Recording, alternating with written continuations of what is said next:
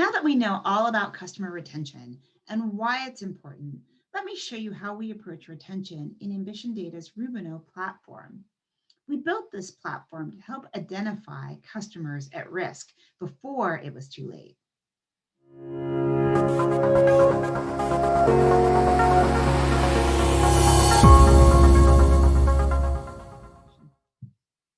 How do we support retention with Rubano?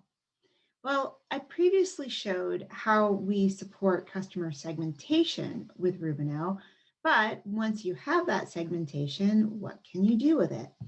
So here's an example of a way to activate good customer segmentation. This is the way we think about retention in the Rubano interface. A lot of it has to do with cadence and whether someone is on cadence or off cadence. But once we understand that overall, what we also want to understand is who should you be reaching out to before it's too late? So we talk a little bit about customers with high potential and customers that are cooling down. Now, in this case, the data has been customized to talk about it in terms of location, but any customer can do this in terms of product mix or in terms of areas of the website. There's lots of different ways to customize this for your business. So if we look at customers in locations with high potential, then we see this scatter plot of CLV over the velocity. And the velocity is just how much they're doing what we want them to do, which in this case is purchase. We can play that chart and see how they're moving over time to get a sense of the trends. And we can also roll over to see individual data.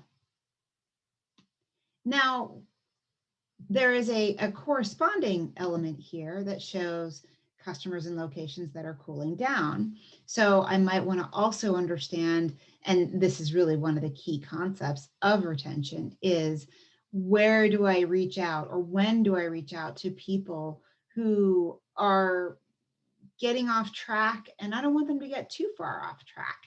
You can use a larger measure, like if they haven't purchased from me within 90 days, then send them an email and nudge them. Well, that's okay, but we can get more fine-grained about it when we think about it in terms of what their natural cadence is. So some customers may be more seasonal buyers and they buy a lot in a particular season. That's a little bit different of a profile than a customer who buys a little bit month over month. So we want to take that into account when we're thinking about retention in terms of what is that customer's natural cadence and should you really be reaching out to them or not. If you take everybody and just say 3 months, it's a bit like using a chainsaw when perhaps a pair of scissors would do. It's okay, you can get progress, but maybe we could be a little more precise and a little more graceful. So if we look at customers in locations that are cooling down, we can also see the same kind of movement where customers are growing or shrinking and when we need to reach out to them. But the best part is through the Rubano system, we can actually export a full list of customers that are off cadence. So we can grab that list and then push it into an email system, for example, in order to nudge them correctly. Now, I want to make a special note about the timing here because what you don't want to do is come in and nudge them every day unless you have a product that truly is that kind of cadence, like coffee. If I'm Starbucks, I probably do want that kind of cadence. But for most businesses and most products, you probably want to allow the CLV, which is a forward-looking metric, to settle a little bit so that you're not constantly chasing ghosts one way or another. You're allowing people to really settle into the pattern. I can also export a list of high potential customers. Those are the people who are rising, who are up and comers, and I really want to catch them when they're on the upswing.